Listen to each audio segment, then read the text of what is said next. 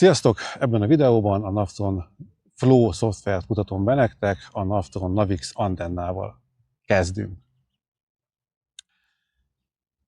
Első lépésként csatlakoztassuk az antennát. Csatlakozás ikonban fontos, hogy nekünk a Wi-Fi csatlakozás legyen kiválasztva, a kamera kapcsolat miatt Wi-Fi-n tudunk beszélgetni az antennával. Ha kiválasztom az antennát, vagy a látható Wi-Fi-ket, akkor látom, hogy ez a 68-as nevű, és fel is csatlakozott rá. Következő lépésünk a vetületi paraméterek beállítása, ha esetleg szükség lenne rá, hogy átállítsuk az eredetihez képest. A főmenüben a koordinátorrendszerbe kell bemennünk, majd itt a névnél nem VGS84, hanem ez a táblázat ikonból, a sablonból behozzuk a Hungary EOV HD72, tehát fönt az országnál kiválasztjuk Magyarországot, és az EOV HD72 kell nekünk, majd alkalmaz. Bejöttek a fő paraméterek. Fontos információ, hogy a Flow-ban nem kell a Bursa Wolfot használnunk, ugyanis a hozzátartozó rácsok tartalmazzák ezt a értéket is. Egyrészt nekünk meg kell oldanunk egy GeoID file csatlakoztatását, ezt bekapcsoljuk, kiválasztjuk, és ez a HUSGeo Vitel 2014-et használjuk hozzá. Illetve szükségünk lesz egy rácsfájra, egy 1000 szintes. Ennek az elérési útja szintén HUSGeo HD72 Core JSB file. Tehát így néz ki a teljes beállítás. EOV, ellipszoid, Ferdemerkátor, nincsen Bursa Wolf, helyette van rácsfájlunk és GeoID fájlunk. Majd a végén megerősítés. Így a vetületrendszerünk az helyes. Állítjuk be az N-trip adatokat a korrekcióhoz. Tehát eszközbeállításra megyünk, azon belül rover. A képernyő közepén van a course beállításoknál jobb oldalon egy táblázatikon. Kialakítunk egy új profilt. Természetesen Corrigót fogok használni. Fantázia név kerül a névhez, ellenben a címhez az N-trip corrigo.hu. A port az a 2101-es, és hát mindenki a saját felhasználó név jelszó párosát ide kitölti.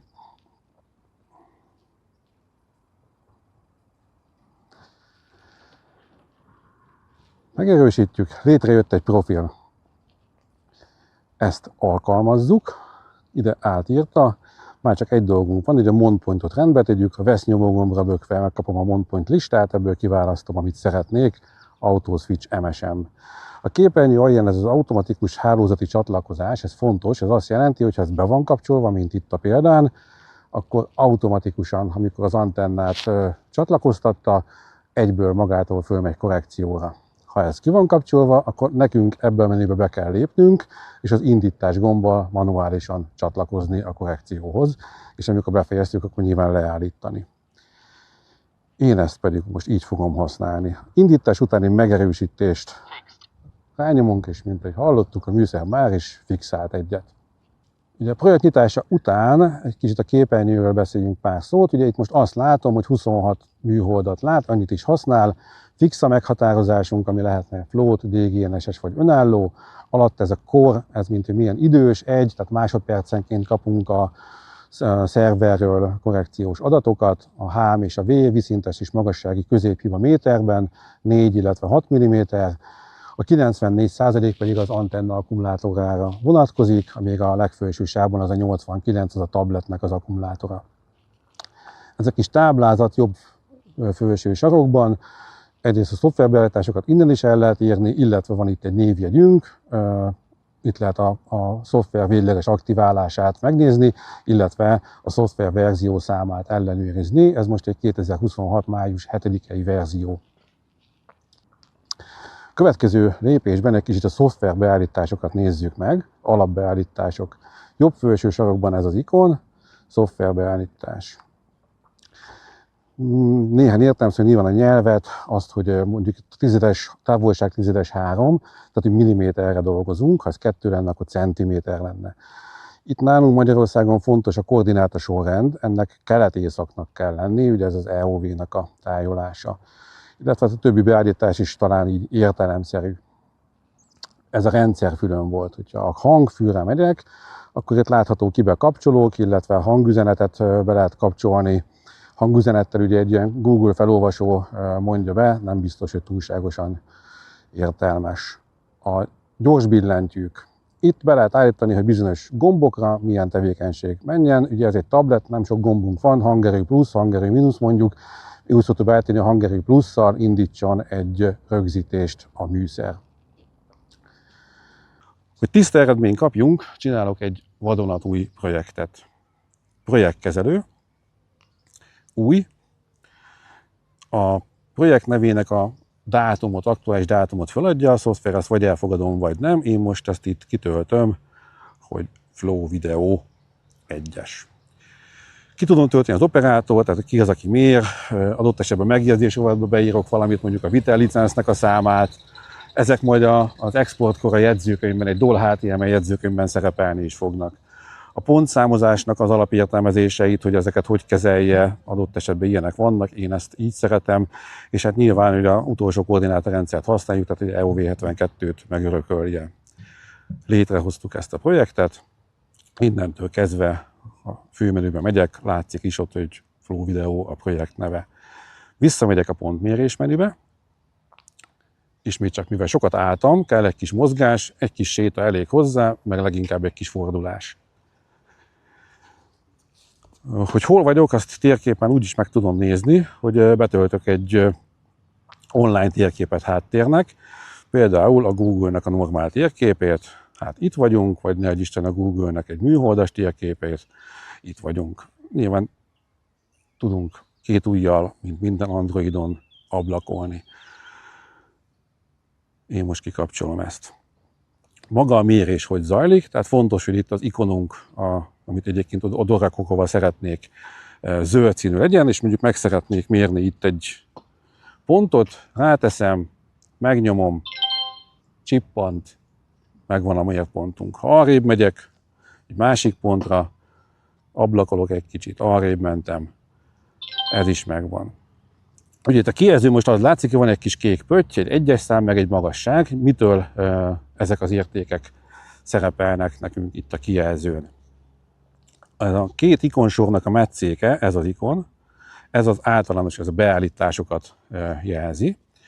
És itt a középső a kijelző. Tehát az, hogy a pontnak ilyen kék pöttyöt látok, az attól kék és attól pötty, hogy itt ez van kiválasztva. Ezt áttenném valamilyen másik színre, akkor ilyen szín lesz, illetve különböző más szimbólumokat lehetne esetleg kiválasztani ide pont megjelölésére, illetve annak a méretét is tudjuk itt állítani. Attól a név és a pontnak a neve, a pontszámunk és a magasság látszódott, hogy azok vannak igenre állítva, ha a magasságot kikapcsolom, akkor az nem fog látszani, és hogyha más színnel szeretném, ne adj Isten, mondjuk a kódot majd később megjeleníteni, akkor ugyanilyen ilyen színválasztóval lehet ezeket beállítani. Vannak még ilyen lehetőségek, hogy terület vagy hossz, ennek majd ott lesz jelentősége, hogyha poligont vagy valamilyen vonalakat mérünk, akkor ezeknek mondjuk a területét beleírja feliratként, vagy a vonalnak a hosszát szintén feliratként megjeleníti. A perimétert kerületként is működik ez, és szintén egy színválasztót kapunk ehhez az értékhez. A kijelző még ugye milyen tartalmak vannak, hogy a képernyő tetején mi milyen értékeket jelenítünk meg. Itt ez a kiválasztott opcióban vannak, de egyébként az opciók közül bármit még át tudnék helyezni, és akkor az is ott szerepelne. Ez egy fontos menü, itt több minden van, visszamegyek ide a beállításra, ahol először is itt a tűrés értékek szerepelnek. Tehát, hogyha nem fix, hogyha rosszabb, mint vízszintes 3 centi, vagy magassági 5 centi, a dopértékünk rosszabb 4-nél, stb., akkor a műszer jelzi nekünk, hogy átléptük a toleranciát, akarjuk a pontot rögzíteni, vagy sem. Ha tolerancián belül vagyunk, akkor ezzel nekünk több dolgunk nincs. Szintén ez egy fontos érték, az epoka szám, ez 3-ra van most állítva, bármennyi lehet. Ugye ennyit mér, ezeket le fogja átlagolni, és a tárolt eredmény ennek a 3-nak ebben az esetben az átlaga lesz. Nem megyek végig minden egyes beállításon, itt majd később lesz fontos ez a fotómentés a lézeres felméréshez, hogyha lézert használunk, szerintem ez praktikus, mert akkor majd egy fényképet is el fog rögzíteni a lézeres pontról. illetve itt van még az eszköztárunk. A bal oldali ikonsoron, hogy milyen eszközöket tudunk könnyen elérni, azokat tudjuk ide kihúzni, vagy ha valami nem kell, akkor azokat vissza tudjuk ide tenni. Én még ide mondjuk kihúzom a külpontos mérést, amire szerintem még itt szükség lehet, de ebből bőven lehet mazsolázni, rengeteg lehetőség van. Tehát ezekről beszéltem, ezekről az ikonokról. Van olyan, hogy menet közben jelmagasságot kéne módosítanunk. Tehát mondjuk most 2 méterre húzom ki a botot. Jobb felső sarokban van ez az ikon, erre kattintok, az 1,80-at átírom 2 méterre, azt a 76 mm-t azt ő tudja magáról, és innentől kezdve fönt a jobb felsőben látom, hogy ez az érték, innentől kezdve ezzel a jelmagassággal fogunk rögzíteni. Gyors kódolás. Erre is gyakran szükségünk lehet, főleg, hogyha kevés kódot akarunk használni. Ha ezt az ikont itt kinyitom, megjelent egy plusz, ahova én akár a meglevő kódlistámból ki tudok választani tartalmat, akár szabadon választottan is tudok ide írni valamilyen kódot.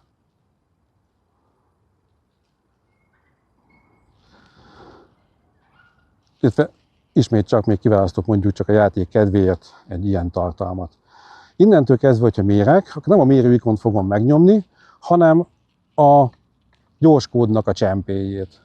Ezt mérem, ott keletkezett nekem egy oszlopfém, itt volt egy próbaelnevezési pontom, és itt pedig mondjuk egy árakpontot fogok megmérni. Annak megfelelően kódol, ahogy a gyorskódból be van állítva. Ha nekem erre nincsen már szükségem, akkor egyrészt vissza tudom venni a képernyőről. Ha még többre van szükségem, akkor itt még további lapokat lehet kihúzni. És hogyha ezeket el szeretném innen tüntetni, kicsit hosszabban rányomok, és akkor ki lehet gyakorlatilag ezeket innen törölni. Tehát ebben a szerkesztő ikonban lehetőség van struktúrák kialakítására. Mondjuk a négyzetet meg tudok mérni 2 átlójával, ugyan kicsi lesz ez a négyzet, ennek a kőnek megmérjük, és képernyő közepére húzok. Ugye van egy pontunk, még közelebb ablakolok, és ahogy áthúzom az átlós pontjára, már is húzza a műszer. Ha elfogadom, kialakult ott egy négyzetünk. Teljesen hasonló módon, kör középpont külső pont, vagy 3 pont a külső ponton, vagy 3 ponttal ívet tudunk így rajzolni ezzel a módszerrel. Ez az ikon mellette, ez pedig ilyen kogó műveletetnek lehetne talán mondani. Például azt tudom itt mondani neki, hogy n részre felosztjuk, van nekünk egy húzott vonalunk, az nemrég rajzoltuk be, ezt föl szeretném osztani mondjuk 5 egyenlő részre, pipa betervezi a pontokat, hogyha szeretném ezt fogadni, pipával megkaptuk, és ezek a pontok innentől kezdve kitűzhetők, használhatók. Akkor megpróbálunk egy párhuzamost húzni, kiválasztok egy objektumot, azt mondom, hogy ehhez képest szeretnék egy 5 méteres párhuzamost rajzolni, így akkor talán látszani is fog. Pipa, egyszer, adott esetben 2-szer lehetett volna, vagy több párhuzamos ugyanez az értékkel. Azt, hogy melyik oldal kell nekem, azt rábökéssel tudom kiválasztani, pipával elfogadtattam, ott egy vonal, tudom használni, kitűzöm bármit vele. Ez az ikon itt mellette, ugye alapértelmezetten pontokat mérünk, de van olyan is nekünk, hogy autópont. Ennek a paraméterezését a legelején mutattam, ez itt a fogaskerékben van, és pedig automatikus mérési mód most távolság szerint van, ezt lehetne idő, vagy pedig, hogyha megállok és az állásra reagál, méterenkénti rögzítéssel van most beállítva.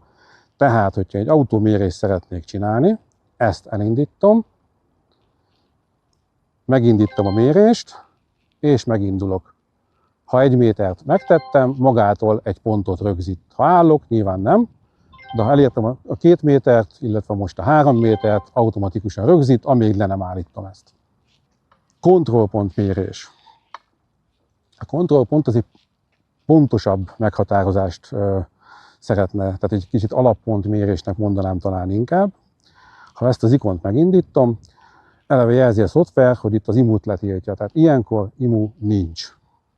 A bal alsó helyen van egy fogaskerék ikon, ahol be tudom állítani a rögzítésnek a paramétereit. Egyrészt ugye a tűrésértékeket, de itt most izgalmasabb az epoka számot, tehát itt most 10 epokát fogunk a játék kedvéért mérni. Minden epokát felhasználunk, ismétlés száma 2, tehát egy inicializálás után elveszíti, újra inicializál, még egy 10 epokát mér, és a végén lesz ebből egy eredményünk. 5 másodpercig vissza fog számolni a mérés indítása után. Lássuk. Megerősítem, és megindítom. Most van az 5 másodperces visszaszámlálás, és elkezdenek jönni az eredmények. Tehát a kijelzőn látom egyrészt fölülnézetből a pontok síkrajzi elhelyezkedését, alatta pedig egy ilyen magassági mintát. Most eldobta a fixet, most újra fixált, és most újra bekövetkezik ez a 10 epokás mérés.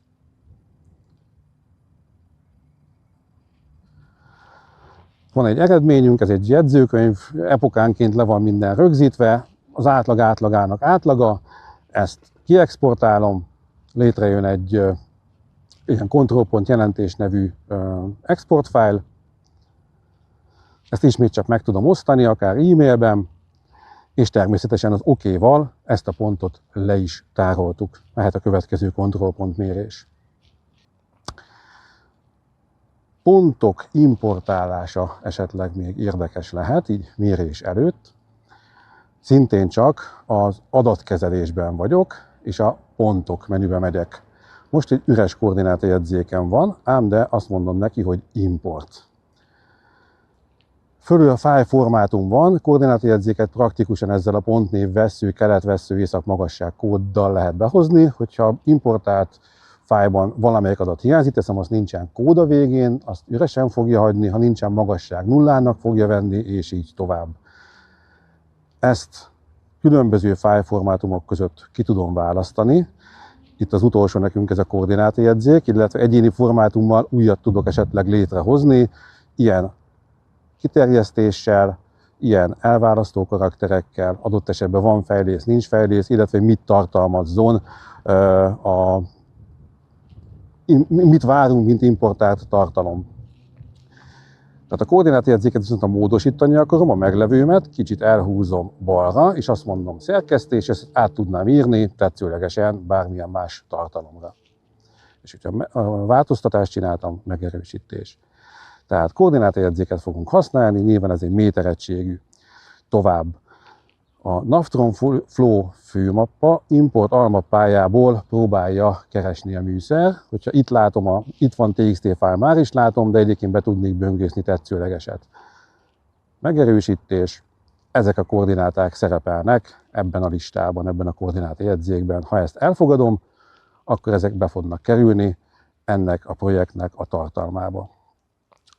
Mint látható, itt mindegyik nullás pont volt. Ha valamelyik pontra mondjuk nincsen szükségem, akkor rábökök, akár többet kiválasztok, akár egy teljes range-et kiválasztok,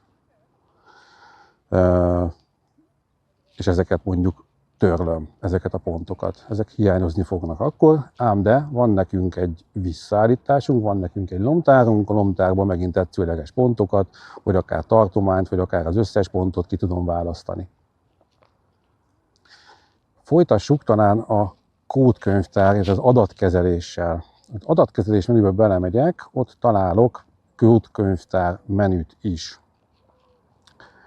Ez már egy előre kitöltött táblázatunk, így szoktuk átadni a műszert, hogy ez szerepeljen benne. Ennek ugye a logikáját megpróbálom megmutatni. Tehát itt, hogyha hozzáaddal megyek, akkor létre tudok hozni egy kódot. Gyakorlatilag ez egy szövegszám összerendelést lehet tekinteni. Mondjuk azt, hogy térkő lesz, és ennek a kódszáma legyen mondjuk a 100-as. Ide szimbólumot is elhelyezhetünk, tehát ugye itt a mérés során a képernyőn milyen kis szimbólummal lássuk ezt a alakzatot, adott esetben ezt milyen színnel lássuk, teszem azt, ilyen barna lesz ebből, ez milyen méretű legyen, illetve milyen legyen maga itt az objektum, mondjuk egy ilyen kockát választok, akkor ez így fog szerepelni. Következő itt az automatikus csatlakozás kód alapján, ez egy on-off kapcsoló.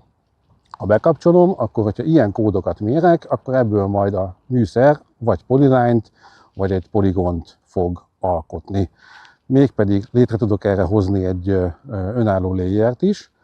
Tehát mondjuk itt egy térkő layert hozok létre, és ennek a színét, a vonaltípusát ismét csak meg tudom változtatni, vastagságát át tudom írni, és mondjuk egy szaggatást tudok rátenni. Tehát ha ez így van kialakítva, akkor magától fog húzni vonalat, hogyha ez itt nem lenne bekapcsolva, akkor egy sima pontszerű objektum keletkezne ennek eredményeképpen. Következővel egy újat tudnék létrehozni. Jó? És akkor most visszamegyünk. De mit hoztunk létre? Itt a végén keletkezett az a térkő 100-assal. Utólag ezekbe bele tudok menni, és utólag szerkeszteni, átírni bármit. Ezt el is tudjuk nyilvánvalóan egy projektként menteni. Következő ilyen tartalmi kérdés lehet, hogyha DXF-et akarunk a mérés során háttérnek használni. Így a pontmérésben tudjuk a DXF-et, egyrészt, hogy lássuk a DXF tartalmát, illetve ezt kitűzésre is tudjuk használni. De hogyha a DXF-hez hozzá kell férnünk és abból szerkeszteni akarunk, akkor azt már nem tudjuk itt a pontmérésben megcsinálni, arra egy külön menünk van CAD néven. A háttérrétegek, ez az ikon, hozza be a import lehetőséget. Alapértelmezetten DXF DVG, de ezek a fájlformátumok még itt lehetségesek. Ismét csak a Navtron Flow főmappa import almappájából keresi, ha itt most van egy DXF, ezt meg tudom nyitni. És akkor ezt betölti a szoftver. Megerősítjük.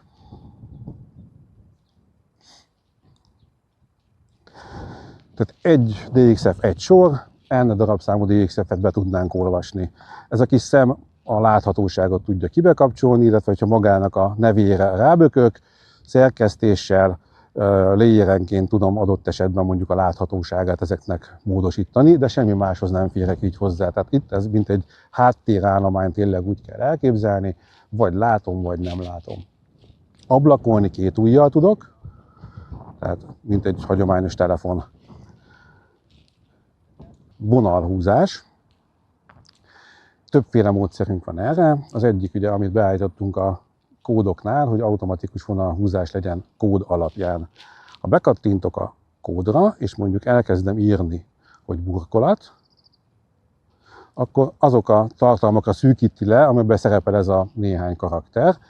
Rábökök arra, hogy burkolat, akkor ebből, ugye ez egy vonaltípusú objektum, úgy van beállítva, és itt jobb oldalon megjelent ez a 45-1, tehát egyszerre több burkolatréteget is tudok vinni, amit megpróbálok itt szemléltetni azzal, hogy mondjuk ez lesz itt az egyik burkolatvonalunk, kicsit közelebb is ablakolok, hogy talán jobban látszódjon.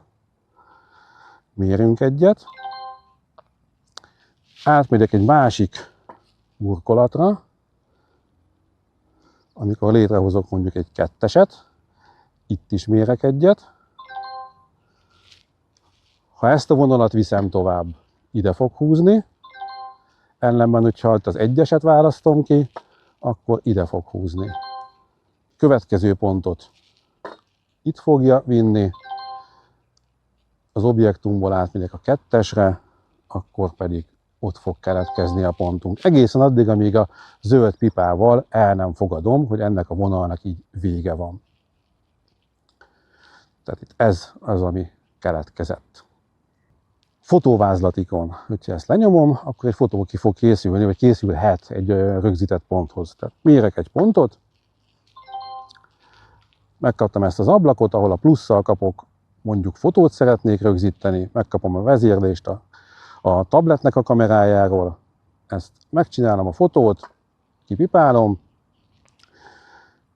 a T betűre, mint feliratra kattintva, ugye, amit kiválasztok itt, azok feliratként rá tudnak kerülni a fényképre. Itt a befejezés ikon, elmozgatom tetszőleges helyre, ceruza ikonnal pedig mondjuk piros színnel berajzolom, hogy én ezt mértem itt meg, és ismét csak egy befejezés ikon. Lementés, itt a megerősítésre rá kell nyomnom, akkor fogja ezt tárolni. Ha visszamegyünk a koordinátajegyzékbe, a legutolsó pontunk volt a 10-es, aminek a szerkesztésre rábökök, akkor látom itt az összes tartalmát, illetve a fotóvázlatnál ott van benne a fotó, amit készítettünk. külpontos mérést szeretnék bemutatni, ez pontosan a dőlésből külpont nevű ikont. Ugye ez arról szól, hogy meg kéne mérnem ezt a kandellábert, de csak annyit tudok, hogy oda tudom mellé tenni, a tengelyben nyilván nem tudom oda tenni a GPS botot. Van nekünk egy ilyen külpont ikonunk, a képernyő bal oldalán kihúzva, távolságérték, illetve a magyarázat hozzá. Ugye azt a pontot tulajdonképpen ismerjük, azt rögzítenénk, de igazából ezt a pontot is ismerjük mi. Ez a két pont ad nekünk egy irányt, és ez a távolságértékbe azt kell betennünk, ami ennek az irányból, ettől a ponttól el kell tolnunk abba az irányba, hogy azt a pontot tároljuk, amit szeretnénk. Én most itt úgy satszolom, hogy egy 15 centis külpont az nekünk pont jó lesz, tehát azt be tudom írni. Illetve ezt még magasságban is el lehetne tolni, hogy nem a botnak a hegye a magasságban, hanem följebb pozitív, lefelé negatív értelemben módosítjuk ezt. Ezt be lehetne állítani még azimuthoz képest is, akkor nem ezt az irányt venné, hanem ide a részek irányból számolna, illetve van ez a mindig érvényben, amivel szerintem csinyán kell bánni. Ha ez be van kapcsolva, akkor mostantól minden pontunkat el fogja ilyen értékkel tolni, és nem biztos, hogy ezt szeretnénk. Tehát itt megerősítem, megdöntöm a botot, hogy abban az irányban legyen ez a antenna és a botnak a hegye, és hogyha itt kinagyítok, akkor talán a képernyőn is egyértelműen látszik, hogy én a zöld pötty vagyok, de ahogy döntögetem a botot, máshova keletkezik a tőlem 15 centire levő eredményünk. Így most jó vagyok, megindítom a mérést, a 11-es pont, és ugye erről is készíthetünk adott esetben egy fotójegyzetet, ha szerettünk volna. Ugye a Navix műszerének a különlegessége, hogy ebben van lézeres irányzás. Az irányzáshoz viszont nagy segítséget nyújt, hogyha ez a különleges, kifejezetten a Navtron műszerhez értékesített bot lesz, amiben egy kis kitámasztást ad, és a kézremegést, látod így, kézremegést elég jól ezzel el tudjuk tüntetni. Sokkal pontosabban lehet így irányozni. Hogyha lézerrel akarok mérni, egyszerűen csak bekapcsolom ezt a lézer ikont, megkapok egy képernyőt, és itt már mérik is, mondjuk 37 méterre van tőlünk ez a torony. Jobb alsó sávban van ez a sárga színű, ami most 0,30-at mutat, ez az IMU-nak a pontossága. Nyilván, hogyha ez pirosban van, nem használjuk, ha sárga, akkor csak-csak. Annak igazából, hogyha zöld, akkor vagyunk a legpontosabbak. Kicsit megtáncoltatom.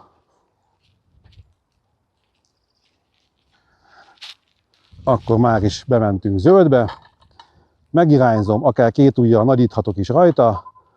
Ennek a toronynak mondjuk itt az alsó pontját. Hogyha van távolság, tudod mérni, akkor rögzíti. Készült róla egy fotó is egyébként. Illetve föl tudom egészen a tetejére állítani, és akkor mondjuk oda is lövünk egy pontot, és arról is készült most egy fényképünk. Így ezt az egyébként semmilyen más módon nem mérhető lezárt tornyot két ponttal már is rögzítettük. Mi van akkor, hogyha ezt külpontosan szeretném mérni? Beszéltünk az előbb a dőlésből külpontra, hogyha ezt bekapcsolom, és ugye itt megadtam egy offsetet hozzá, és ehhez képest szeretnék még dolgozni a lézerrel is. Tehát ez a kettő együtt azt adja, hogy ilyenkor a lézeres mérés nem oda fog mutatni, ahonnan visszajön el, hanem ezt a 15 centivel távolabbi értéket fogja tárolni. Szó volt az előbb róla, hogy a pontmérésben, tehát ebben a menüben, ott tudtunk beolvasni háttérnek DXF-et, amit egyébként kitűzésről is tudunk használni. De van nekünk egy CAD menünk is. Ugye mi a különbség? A CAD menüben kizárólag egy DXF-et tudunk behozni, itt ez a CAD ikonnal, mégpedig ugye itt is ilyen formátumok jöhetnének egyébként be, és behozzuk ezt a DXF-ünket.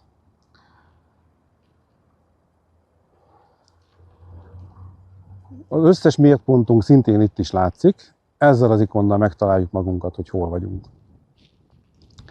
A különbség az az, hogy itt a DXF-et föl tudjuk használni, tehát tudjuk szerkeszteni is. Tehát adott esetben mondjuk szeretnék egy vonalat húzni, ami valamilyen DXF alakzathoz tartozik, vagy kapcsolódik, akkor ez az ikon, mondjuk egy vonal, mondjuk ennek a sarokpontját összekötöm ezzel a sarokponttal, akkor ez konkrétan a két darab DXF-nek a szakasz végpontjába húzta ezt a vonalat.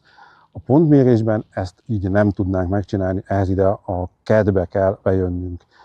Egyébként nagyon hasonló, mint kialakításra, tök hasonló ikonok szerepelnek, ugyanúgy ezzel az ikonnal tudjuk testre szabni, eszköztárból behúzni a megfelelőket, de ez kifejezetten arra van optimalizálva, hogy a DXF tartalmát akár elforgassuk, akár vonalakat, különböző tartalmakat mutassunk vele. Például ez a mutatónyíl, ez is itt látjuk, hogyha most itt rámutatok, itt így ezzel ennek a vonalnak ezt a pontját fogja geometriából kiszámolni, és arra húzni egy következő alakzatot, ne adj Isten.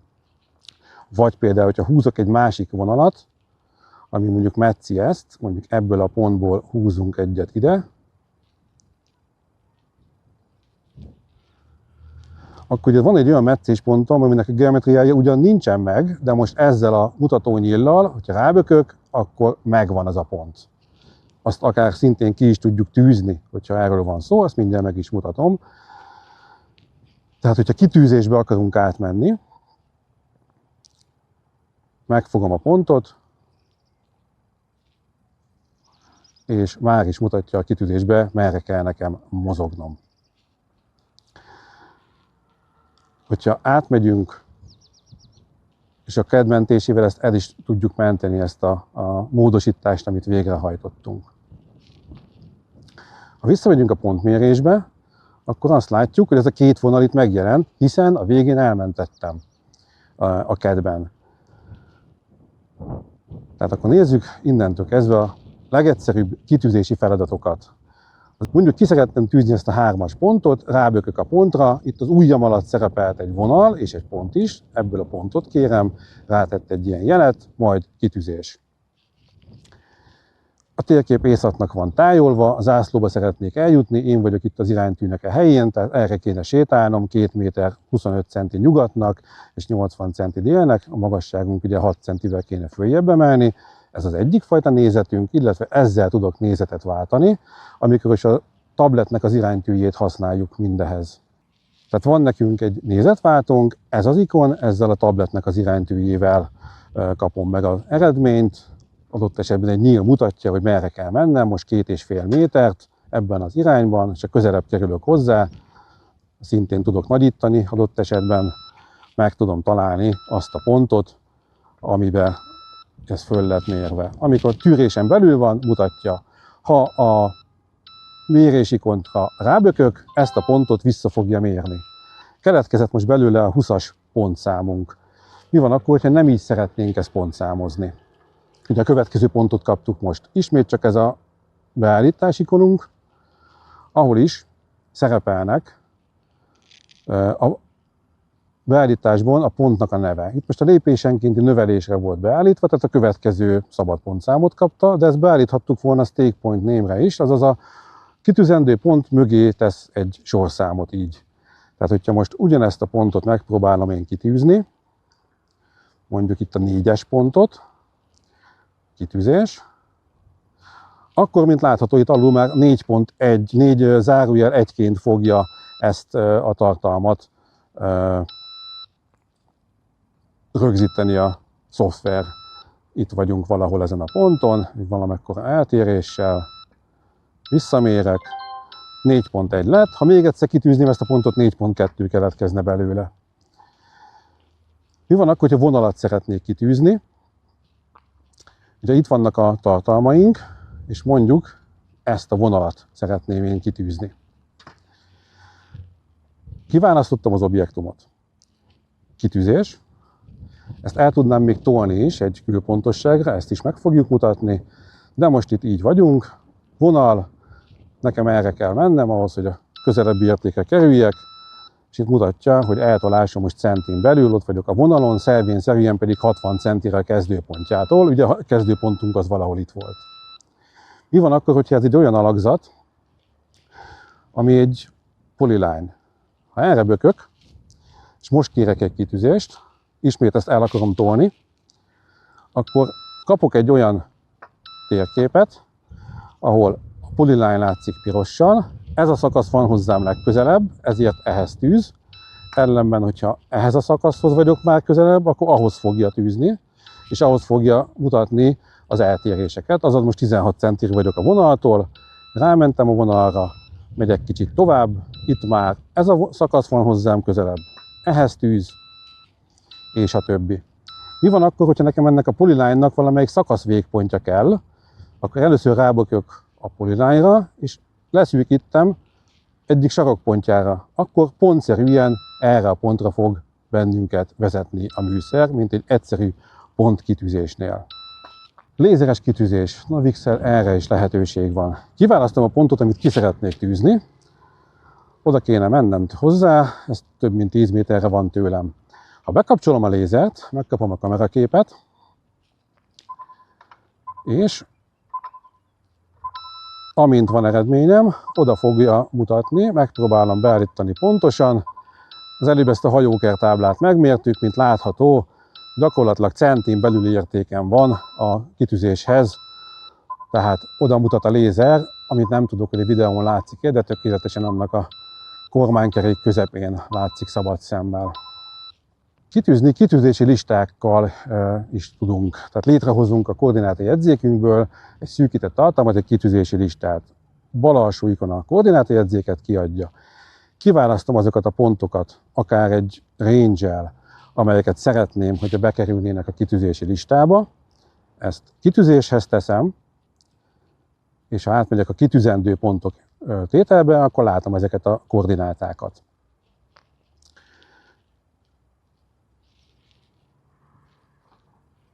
Ha itt rábökök az egyik pontra,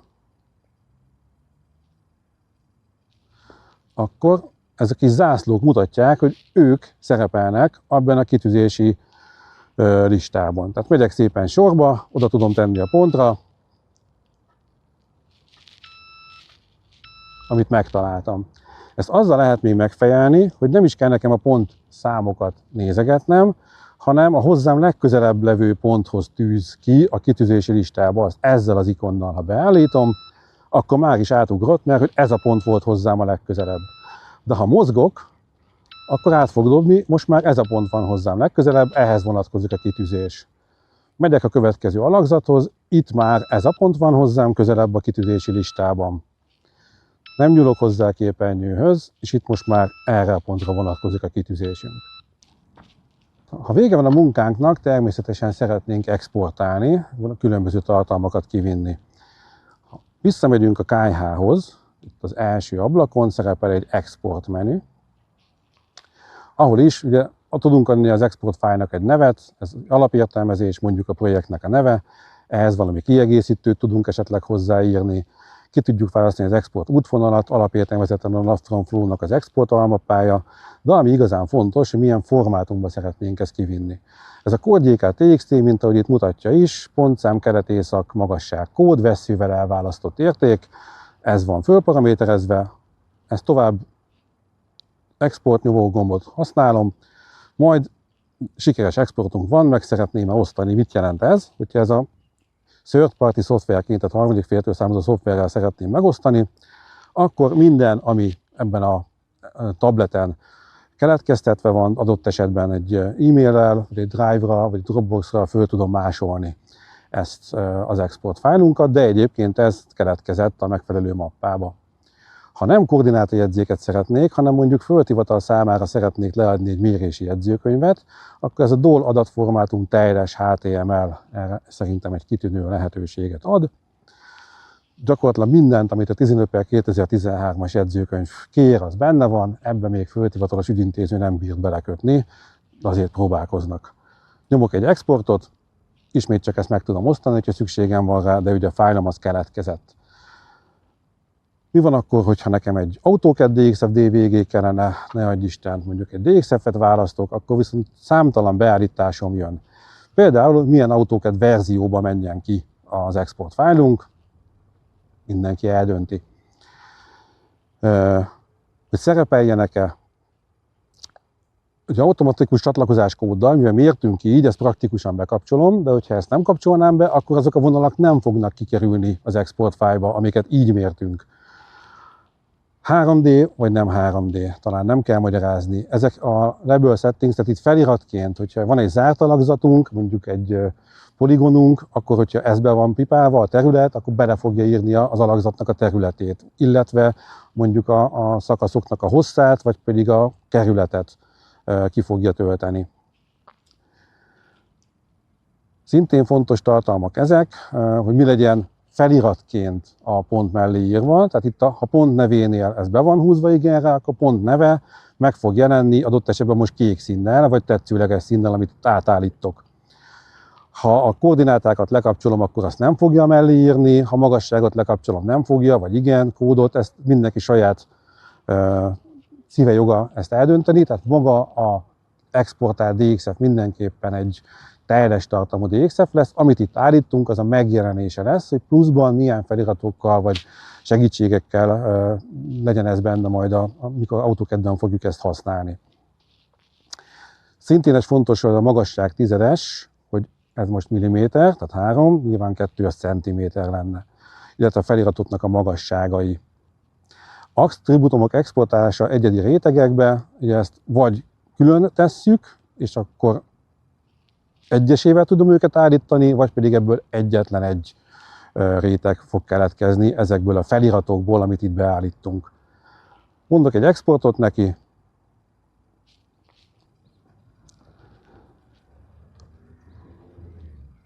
és egy megerősítést, és ismét csak meg tudom osztani third party alkalmazásra, mondjuk egy Gmail-vel ezt az exportunkat.